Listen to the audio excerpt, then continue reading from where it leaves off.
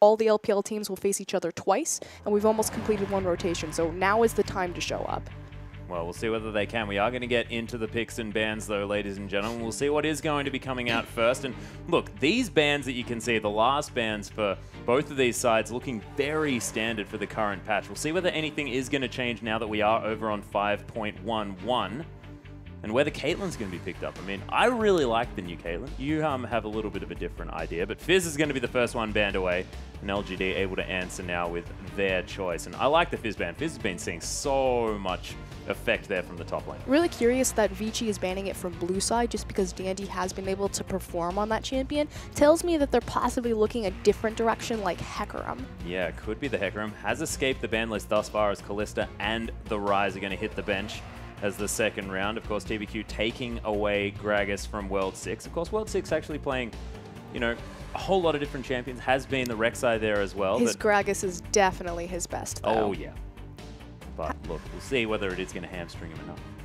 I mean, unfortunately for World 6, he had a great performance on Gragas both times that he played it. His Sejuani has been very lackluster, and his Rek'Sai was serviceable. So we'll see if he can continue to expand his pool, or if he can step it up on more picks. Or whether they even value that Rek'Sai pick so much as to first pick that one away. It was left up. He's going to be available for TBQ now unless he does want to pick up that Lee Sin. Of course, has been switching between Rek'Sai and Lee Sin almost, you know, evenly every single time around. Would be his turn to play the Lee Sin this game if he wants to continue the trend. But looks like Godby intent on that Victor. We've seen Victor very, very successful thus far, especially tonight.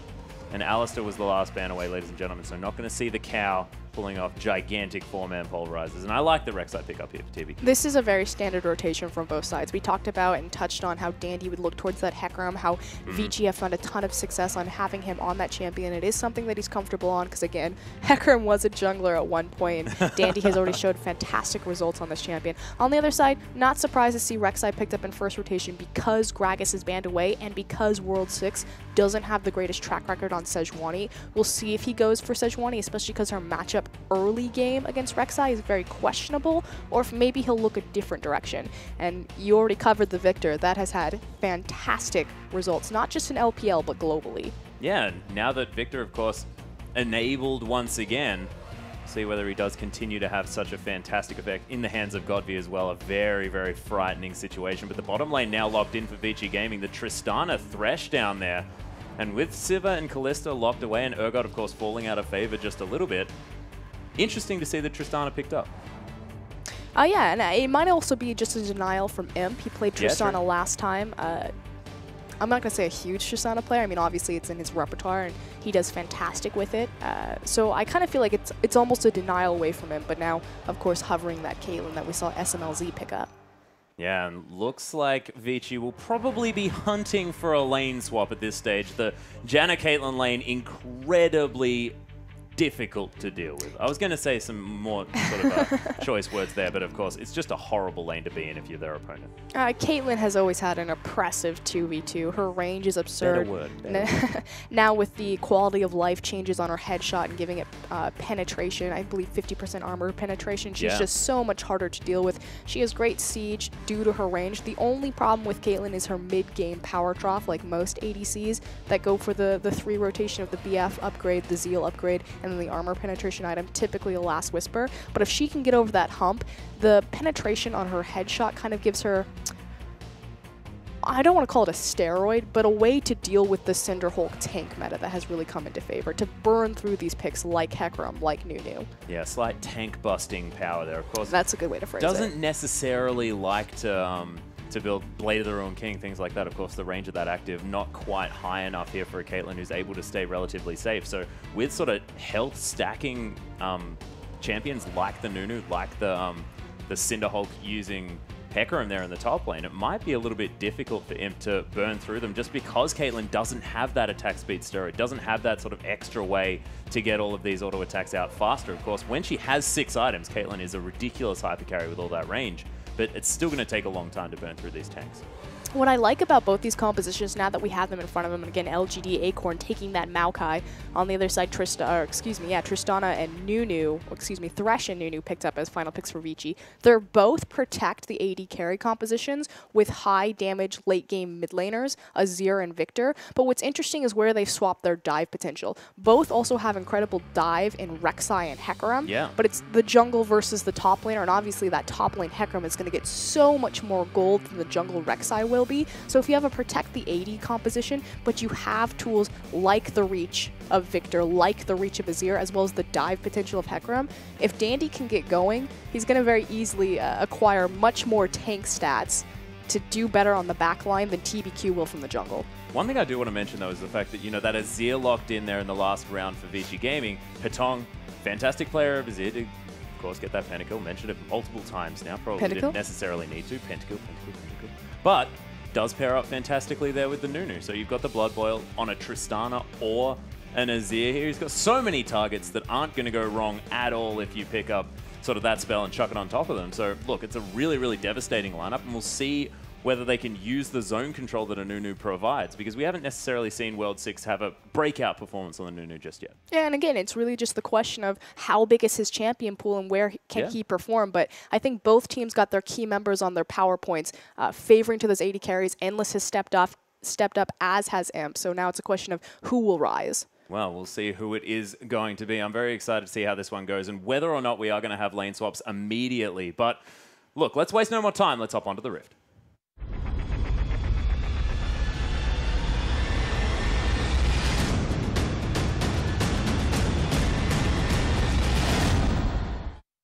And here we are, ladies and gentlemen, our 5th game of the evening. As Rek'Sai, you can see him just there, of course, skewed out just for a little bit, just for us. Hi, welcome back. How's it going? I'm excited to get into this game. Of course, we are going to be there very, very soon. But like we were talking about, we'll see whether the lane swap is going to come through and whether or not Vici Gaming are actually going to be able to find it, because there might be a whole lot of deep vision acquired for LGD there in the bottom lane, and I said acquired very strangely in that sentence. No, it's fine. And let's just jump straight into this lane swap, even though we don't know for sure if it's gonna go through. So I do agree with you. They should lane swap against the Caitlyn Janna, just because that 2v2, again, oppressive is the word I'm going to use, because the other one I can't say on stream. But Tristana is very, very good at shoving down towers. And yes, Caitlyn does have fantastic wave control as well as siege potential, but the changes to Tristana with her E, proccing it onto a tower and then using the auto attacks before the damage procs, it's just so quick. I think she's probably the fastest ADC that can push down towers, and it looks like, yep, good thing we talked about it, because the lane swap went through. Yeah, and World 6 now going to get caught out here as well. You can see forced to use that flash away from the red buff, and look, he survives, but he's going to lose his buff, and when it's a Nunu, you definitely do not want to get counter jungle, because that's your job.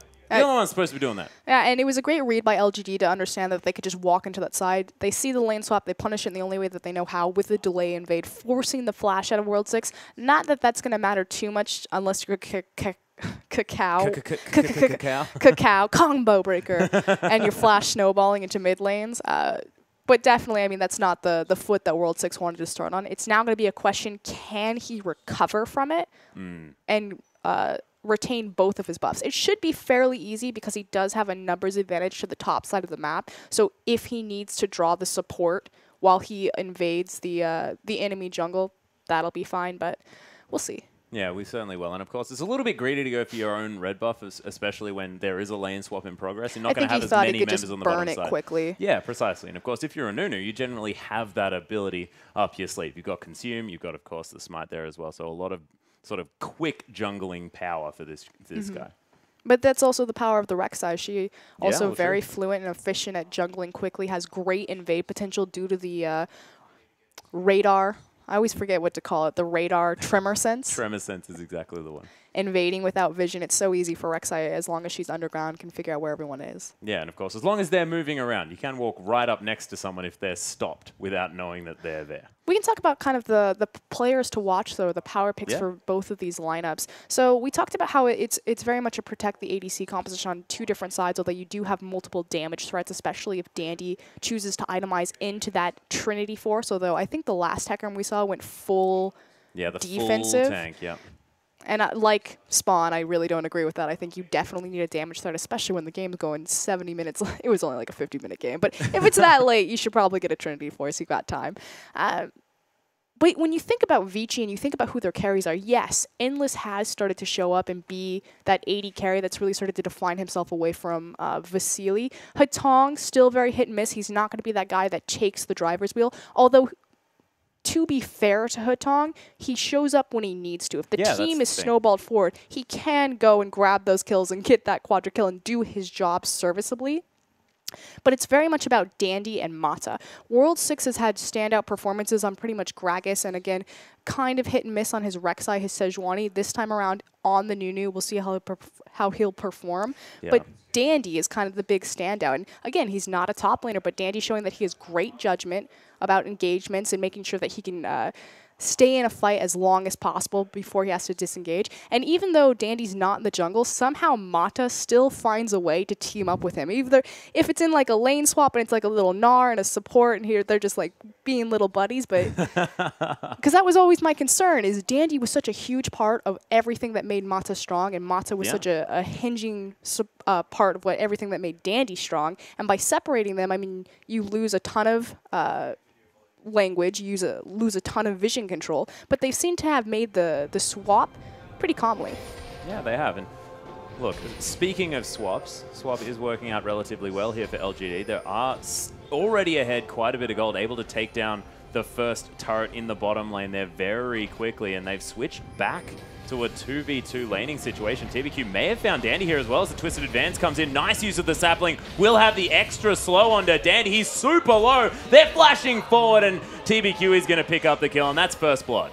Beautiful gank right there. It's so easy to gank for a Maokai just because they lock down the enemy opponent. They allow you to get that free CC, whether you're a Lee Sin, whether you're a Rek'Sai. Just a free chain. Yeah, fantastic work there, and TBQ showing that he is definitely proficient on these early pressure junglers. That is something that you can't take away from this guy. Of course, when the Cinderhulk meta first came in, TBQ looked to be sort of one of the guys that took the longest to really fit into that mold, but sort of able to pick up the Rek'Sai here still and able to get the early pressure down, which is what suits him. Very important to point out, though, that we did have that tower go down early for LGD, so Caitlyn actually finding the pushing power on Tristana, and they've already managed to somehow swap back into their lanes. But with that, immediately you see Imp being moved up, rotated into the top lane, where I'm sure that he'll quickly push that one down. Yeah, this bottom lane out of turret, though, falling very quickly. There's the Tristana power. Acorn, is he going to be able to get enough protection here? Yeah, tower is going to survive on about 2.5 health, so Imp now making some moves towards the top side. And Caitlyn, the way I like to describe it is she's always happy when she's hitting a turret. That's one way to say it. Other things to point out, though, is LGD have also managed to secure a dragon. So they had complete control over the bottom side objectives, the first tier tower and the dragon. This top tier tower falling very quickly. Yeah, really quickly. And of course, PYL there with the Eye of the Storm. The Ignite's down onto Dandy. So much auto attack range as Imp a little bit too aggressive there. Continues to tank the turret just a little bit, but tower's going to fall in the bottom lane eventually, as Endless is able to lock that one down. But man, Dandy got so close to death. I don't think he really expected the amount of damage that Imp was going to put out, especially with the Eye of the Storm shield. Again, Imp has his BF sword right now, and Janna's still only level 5, so there's not that many points into her shield, but it still gives a sizable amount of bonus AD. Yeah, and Imp now just walking right up to this turret, looking to dirty farm this one out. They do have the Trinket Ward there in the lane, as Godby going very aggressively onto Hatong. Does have the Q. There's the Emperor's Divide, though, but Godby out of the way of the turret. Oh, the heal going to be used. Is the Ignite going to be enough? It's Hatong. He's trying to back away, and he is going to survive. Top lane out of turret does fall down in favor of LGD, and Godby just flexing his muscles in the mid lane. Yeah, unfortunately for Hatong, just slightly missed the Emperor's Divide into any sort of tower aggro, but I feel like it was almost a panic ultimate. He needed to burn it in, or he would have for sure died. So good job on Hatong to get away with at least his life. Yeah, and Godby now able to push this lane in as well with impunity. Does have both of his summoners on cooldown now, though, so if World 6 does want to get something done, might be an opportunity, but of course, not exactly a power ganker is Nunu. You walk in, you throw a snowball, and you basically leave. Yeah. The Clear Love special. Well, the Cacao special. You know, it's most junglers here in the LPL happy to flash snowball. Oh, what I really like is what LGD are doing. Ooh, hold on. Yeah, PYL actually not getting hit by the death sentence, as Mata is going to throw out the Dark Passage just to make sure that Endless is as safe as possible. POL is going to survive that one. So what they did is, again, moved Imp into the top lane, took a very early, very free tower, so they've got both the side lanes now completely opened up. That said, Endless did a great job answering at least the bottom side even. And then they immediately move Imp into that mid lane. And what they do is they upgrade their boots. So you see that he didn't go for a pickaxe or anything like that. He immediately got tier 2 boots. And the reason why they do that, and it's not just LGD, it's also OMG and EDG, is to quickly maneuver their AD carries as just tower pushers. That's pretty much all these guys are here for right now.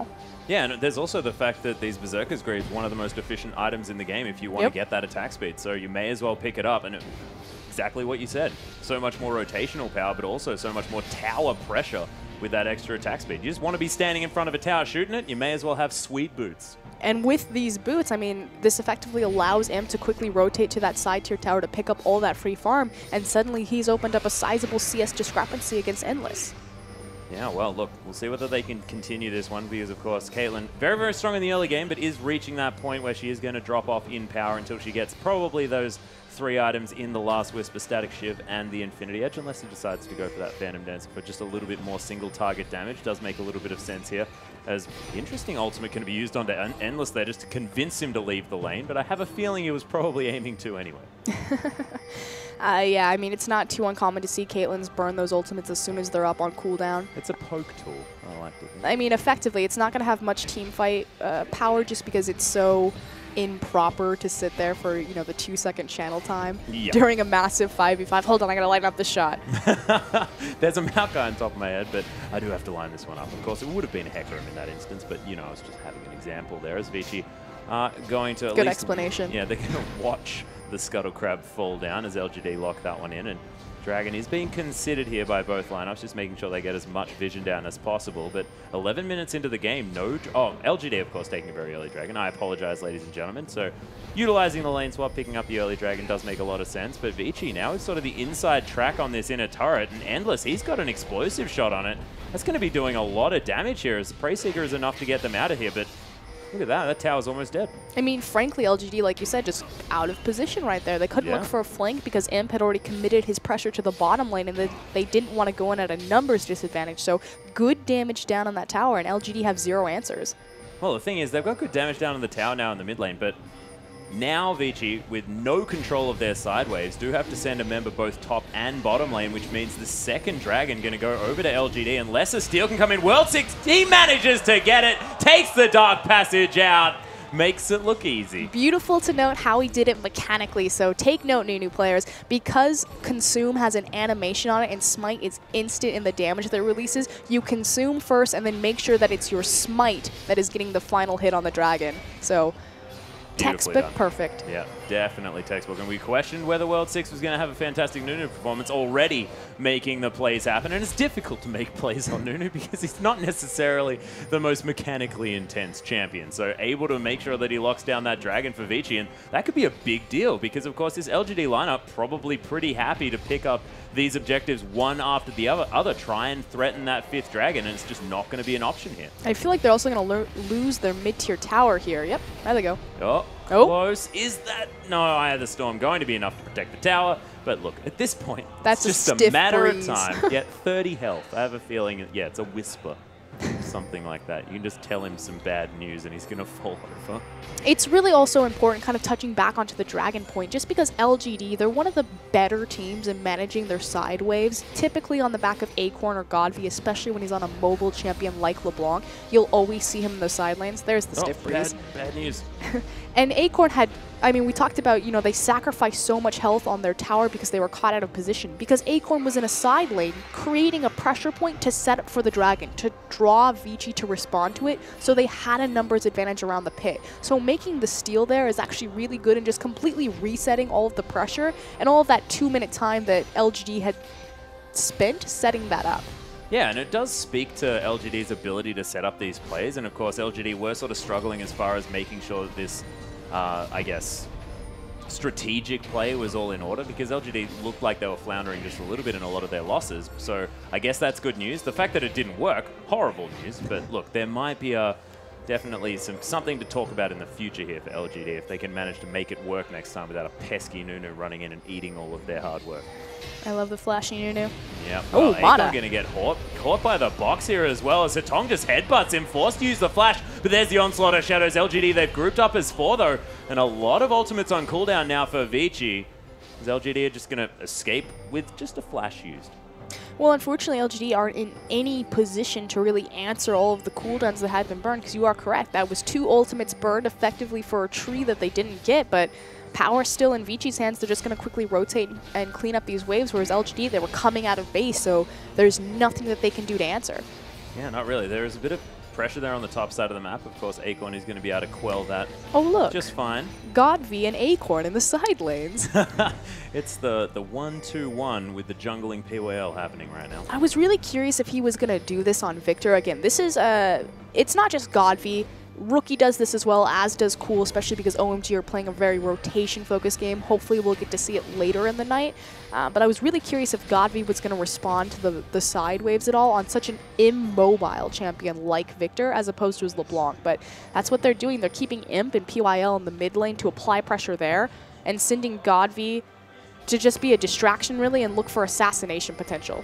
Well, Mata thinking about that as well, as Death Sentence is going to land on a Godv. Nice damage there with the laser, but look at Godv's health bar. The Chaos Storm comes down. Endless still getting the damage off. Godv explodes, does get the shield from the Q though. Oh my goodness, a flash forward from Endless, and he is going to be able to lock that one down. And Godv, wrong place, wrong time. Can LGD pick up this turret in exchange? Because turret definitely worth the kill, as Imp is wandering forward. More than happy just take a few Sand Soldier auto attacks, but TBQ is going to lock that one down, and trading a turret for a kill, probably happy for LGD. Fantastic job from Mata to make the read right there and to look for the pick. Unfortunately, Hatong wasn't in position to make sure that it was a clean, even pick, and that's why they really lost that mid-tier tower, not having that Azir in position with those Sand Soldiers. Yeah, and he could have probably defended that one out as well, so Hatong just thinking like his presence would be needed there on the bottom side of the map, but he's going for a stroll. Yeah, just, you know, he's a pigeon, man. He just likes to fly around. Fun fact, in China, they call him the golden chicken. Oh, interesting. I like to think that, you know, when he does his taunt, it looks like a bird. I just think of it as being a bit of a pigeon, but look, if it's chickens, could possibly be that. TBQ going to teleport into a broken tunnel. I love that. It's adorable. I feel like it's just really frustrating. It's like, why hasn't it been cancelled? Ugh.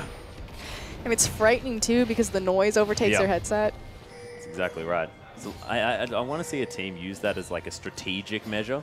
Like, oh, quickly, Void Rush now just to frighten them. Because I get frightened every single time. The question, however, kind of returning to this game is the Dragon. So the Dragon's going to be the next big point of contention. We see Dandy in the top lane right now getting great damage on this top tier tower. We'll see if he's able to take it down. Acorn is rushing up there, but there we go. Dandy got it. Is how LGD are going to set up for this next objective. We already said that they do take their time, that when they're setting up for objectives, it's not about, you know, making your backs timely and setting down vision. It's about controlling your side lanes and creating multiple different pressure points to try to manually outmaneuver the enemy team. Unfortunately, they're really not in a position to do that because this Dragon is spawning in 25 seconds, and poor little Maokai at this point in the game just doesn't have the pushing power, especially with that Righteous Glory. Yeah, and Mata actually might be caught out here just a little bit. Does get the shield, but man, Imp getting caught up by the death sentence. Explosive shot not going to do too much damage, as there's the ace in the hole, blocked out by World 6. It's Acorn teleported into the backline, but is just going to get destroyed for it. 5 members collapse on him, and they lose the top laner, and Vici probably able to transition this into at least a dragon, maybe more. Such a questionable teleport coming out of Acorn right there to teleport from behind. They didn't have Godv. He was all the way in the base walking up mid lane when all of that happened, so don't quite know where the communication was, but that's probably a sacrificed dragon because he doesn't have TP. There's no way he can get there in time. Well, yes, TP is definitely on cooldown. We know that one. And look, it's an optimistic Prey Seeker, but it is going to get TBQ hooked up there. Is forced to use the flash out of the way, and he's going to get him to safety for now. But Vici, they lock down the second dragon of the game and destroy some turrets here as well to boot, as the Sun turret is going to fall, so Godby going to get himself an extra 100 gold. Not too bad at all, but continuing to push. I really like the change in Vici Gaming, kind of how they've mixed up their identity. So they did have this really cool strategy last split. We kind of saw it at the beginning of this split of being a very rotation-focused team and pretty much just kind of running away from team fights, how they used Twisted Fate's Destiny to figure out where the enemy team was and then immediately play to the opposite side of the map. They're still very rotation-heavy and very objective-centric, but it's more now based on picks. And I feel like it's because they have Dandy in the top side and because they're starting to really rely on World 6, they've pretty much just kind of leveled up across the board. Yeah. And so since they have more, what's what I'm going to use? Belief in their solo laners, that they're able to look for these 5v5s that before, or these 4v4s that before they would have strayed away from. So it's really cool to see the evolution of their style. Again, still very objective and rotation focused, but now more about playing around with vision and making picks as opposed to just running away from the enemy team. Well, we'll see whether they can continue doing it this game. Of course, LGD with this Caitlyn firmly in the power trough now, as only the Infinity Edge completed. Zeal there as well, so Imp, as soon as he picks up the completed Zeal item, going to be feeling a little bit better, but with Armor being considered by this Vici Gaming squad, it's going to be a matter of time before that is also not going to be enough, and that last Whisper will be required. And when on a Caitlyn do you look to pick up the Bloodthirster? Because, of course, Spawn was talking to me before saying that it's almost a necessity here for Caitlyn because you can ignore so much of the armor when you use a headshot. But is there sort of a time where that's better and worse? It really just kind of depends on what the enemy team is itemizing and how far along their tanks are as far as their resistances are concerned. Likewise, BT is also going to be excellent on Caitlyn just because you can't crit a tower. If you're pushing down towers, the most effective weapon there is going to be the Bloodthirster as far as just your raw damage that you're going to output to it. So we'll see kind of where he itemizes. I definitely think that he'll look for the Last Whisper as his third item as opposed to going straight to the Bloodthirster, but Imp's done stranger things. That is true. Imp has in fact played Misfortune. So look, anything could happen this game, ladies and gentlemen, as Imp is heading towards something. There's a lot of pings coming out from Vici, though. They know where LGD are, and they do have vision around this Baron area. They've got vision everywhere. Look at all the deep wards on Vici, and this is what we were talking about. They've always been a very intellectual team about getting deep vision and how they use information, but before it was about maneuvering away from the enemy, and now with the addition of World 6 and the change from Dandy from jungle to top lane, it's about rushing towards your enemy. And of course with Mata on his signature champion as Thresh, picks are so possible. Yeah, and I find it interesting that, you know, Mata on his skin champion, of course, did play that in the game that they won and did pick up the sweet skin for it as well. But look, you've got on the other side of the rift, PYL, who's playing what I actually sort of envision as the Mata champion in Janna. So look, Mata definitely knows exactly what's going as far as the support role is concerned this game. 400 gold is the lead for LGD, very, very close at 21 minutes into this game. Satong able to clear out that mid lane, and Lichbane going to be the first full item here apart from that Hex Core here for Godby. That's an interesting choice. It looks like LGD going sort of all in on the siege. Yeah, I was looking at that as he had the Shein. I was like, that's a classic Godby move. He's always been very creative with his builds. Remember on Lissandra, he used to build Ancient Golem and farm all the jungle creeps away from TBQ at the time. So, and he could have built Spectral Wraith as well. That item is so good. Unfortunate. So it's not surprising to see him start to experiment. And you are correct. It's very much siege oriented. We'll see how this goes for him in team fights, because obviously you're going to be taking away a lot of power of your Chaos Storm as opposed to just going that flat AP. But he does get a lot of bang for his buck with his Hex Core. So we'll see if that's enough during this mid game. Well, he does have it upgraded a couple of times here as well. So extra movement speed from the Q and the double damage from the E. So able to get that massive Death Laser of Doom across multiple members is going to be devastating here for Vici, but they're going to nail a Scuttle Crab, continue moving towards possibly the top side of the map, or maybe even baiting out this Baron area where they have exclusive vision now that Endless has removed that ward. Acorn's backing away though. We'll see whether his next teleport's going to be a little bit more fruitful than his last. And it was interesting because you fumbled your words saying that Acorn had screwed up that teleport, and I understand why. You're not used to saying that Acorn's messed up a teleport ever. Yeah, it was really interesting to see. It just looked like the team wasn't on the same page as far as communication was concerned because, again, Godby wasn't anywhere near the team fight, and Hatong was there and ready. Yeah. Is that HD? That is. Beautiful. Look at these players. Thank you very much, Mouse. Wonderful. As Hatong is going to be able to take down this Raptor. glorious. I'm so excited. I'm so excited as well. It's the best moment of my life. Okay, so how are these teams going to posture around Dragon? Because it is the next big objective. We saw that there was a lot of dancing, a lot of pings going around on the Baron, but this is really the next big objective that's coming up for contention on the next 30 seconds. Void Rush was used, maybe a little bit early for TBQ. He might get a good window where that won't punish him too hard, but we already see Vici moving in, setting up their vision, and again, they're very pick-oriented. They've already proven that with Dandy on these power picks like Hecarim, with a larger gold income because he is in the top lane as opposed to the jungle, they're not afraid to find these 5v5s, and Dandy has had a devastating performance on this Hecarim. Yeah, and he's able to take down a pink ward as well, which is a huge deal. Vici just making sure that they get as much vision down as possible, denying all of these wards. They've got double pink wards around here as well. Actually, 4. There are 4 around the Dragon. 4 pink wards. That's ridiculous. So much vision. Dragon has been started, but LGD, with their champions in the river, are going to be able to see everything that they want. Dandy waiting off to the side. Has taken a little bit of damage, but of course does have the ultimate. Yeah, exactly.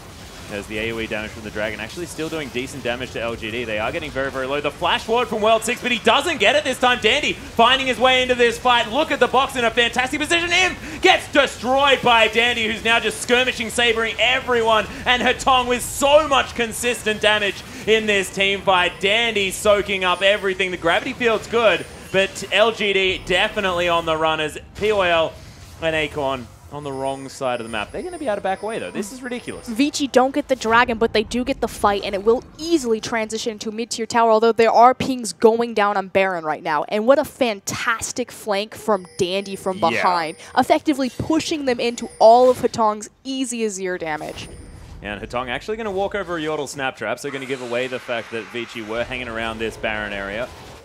They didn't move towards turrets, though. They only got 1 kill off the back of that Lost Dragon. So in the end, probably still worth it there for LGD, who have tied up that Dragon score now, and the gold's still very, very close. I was so excited for them to just rip this game open on the back of that fight, and then they immediately walked into a trap. I was like, nope, never mind.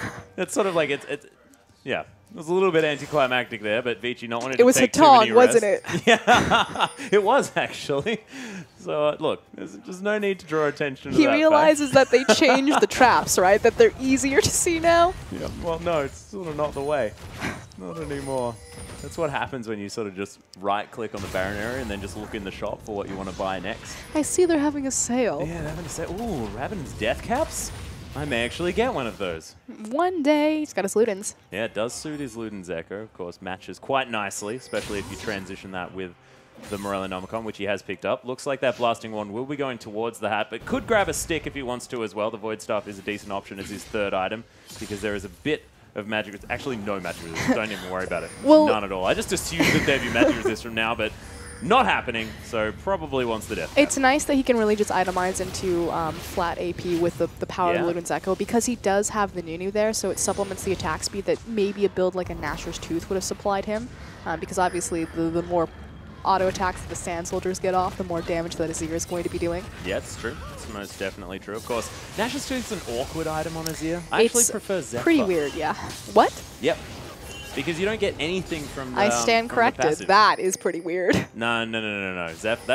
Zephyr was the 6th item choice for a lot of Azir players when he first came out. Of course, they've opted away from it now. Well, he's also had multiple changes. Yes, it is very, very true. But I actually like it. I like the Zephyr. Bit of tenacity. And Zephyr, it's not exactly the most common item, so of course, Atlas likes it.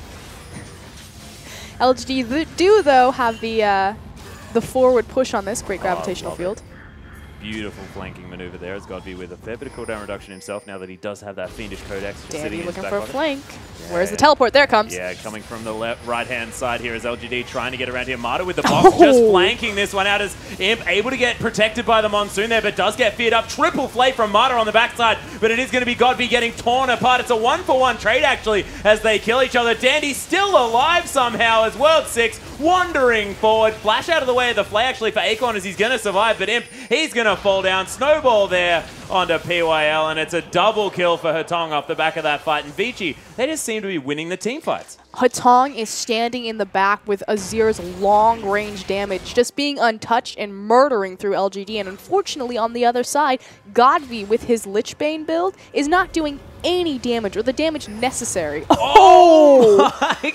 The slap. Yep, the flay auto attack with the cheese ignite, I like to call it. Probably could have killed him with a spell, but the Baron gonna fall down. Every member of Vici Gaming picking that one up, and now it's 4,000 gold the lead, almost. So Vici, at the first time this game, with some form of lead that we can talk about. But again, this kind of goes back to Vici. They're not afraid to 5v5 anymore, and a lot of it is on the back of Dandy. We talked about how, given more gold, Dandy is a fantastic player, very high mechanical skilling. He showed that he can make a role swap from jungle to top with little problems. Obviously, they do have a lot of overlapping champions, but you know, finding these crazy flanks, that's 2 fights back-to-back that Dandy has really been the hinge on the success. And it was Mata and Dandy as well, and you can tell that these guys really communicate well together because Mata just stopped them from being able to move out of the way of the Hecarim. Walks in, boxes, and Hecarim just pushes them all in. It is the epitomization of being boxed in. Oscar, and is what happened in that fight. And Acorn now going to try and clear out this top side of the map. Vision still well and truly in control here for Vici as Godby's going to get caught up, and that's going to be a product of said Vision because Vici are just all over this map. So Lichbane really helped him out right there. That's cheeky. Hotong are going to utilize this Baron buff to make sure that they can get the siege onto this turret here in the mid lane as Vici are actually going to destroy the bottom inner as well. Just exploding. Damage. Silly damage. Tristana is so good at pushing down towers. And yeah, we talked about Caitlyn's mid-game power trough due to itemization. Tristana really suffers from the same thing, although the difference is, is that she has a steroid to counteract it, especially in the Cinderhulk meta. Yeah, well, the base is broken now. Acorn actually twisted advances in, but it's because he knew he was going to die. The inhibitor going to be the focus for Vici. Death sentence from Mata lands onto TBQ. Flashes out of the way. Imp gets caught by the Emperor's Divide. Who said Hotong doesn't make the plays? As Godby also getting chunked out by the Sand Soldiers. And Vici, they're thinking about taking the victory right off the back of that fight. Godby just getting poked away from his own Nexus. The Nexus, in fact, is going to be falling down. Half health now as Dandy sacrifices himself. And Vici Gaming, that is the most decisive victory I've seen this team take. Look at Hotong's face, so happy. Vici just ran away with it. That was effectively a 2-team fight game. Got the dragon, took the Baron, ended the game, just instantaneously. Yeah. I wasn't expecting that to happen like that at all. And they all off the back of that one Baron. They get a Baron and Tristana destroys turrets so quickly that they were overwhelmed by all the minions that had piled up. And this was with a huge roster swap coming out. A lot of people thought that this was going to be the weakest that Vici have ever been. A team that was really struggling to take off at the beginning of the split. Make the role swap. Dandy says, put me in the top lane. I'm ready to carry. Yeah, put me in, coach. Ready to carry. And of course, that's not necessarily... Okay, well, I'm just going to leave that one there. Of course, Dandy with a brilliant, brilliant performance. And World 6 there on the Nunu as well. Fantastically able to steal away dragons, get in amongst it. Absolutely fantastic. But, ladies and gentlemen, this is, of course, a best of 2. And we'll see whether LGD can come back in the next one. But we'll go for a short break. We'll see you in a few minutes.